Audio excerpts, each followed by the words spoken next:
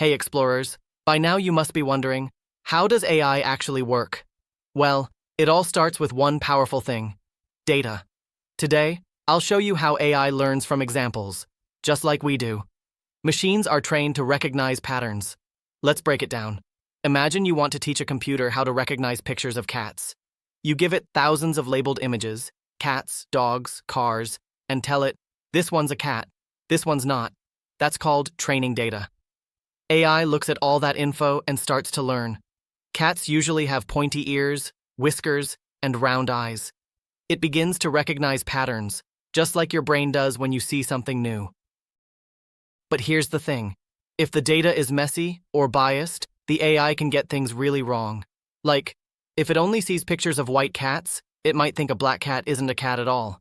So training data needs to be diverse, balanced, and accurate. Want to try this yourself? You can build your own AI model using a free tool called Google Teachable Machine.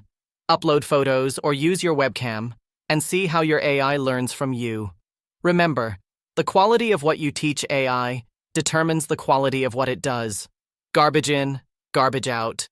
So next time you talk to ChatGPT or play with an image classifier, just know, behind the scenes, it's all about training, patterns, and a lot of data.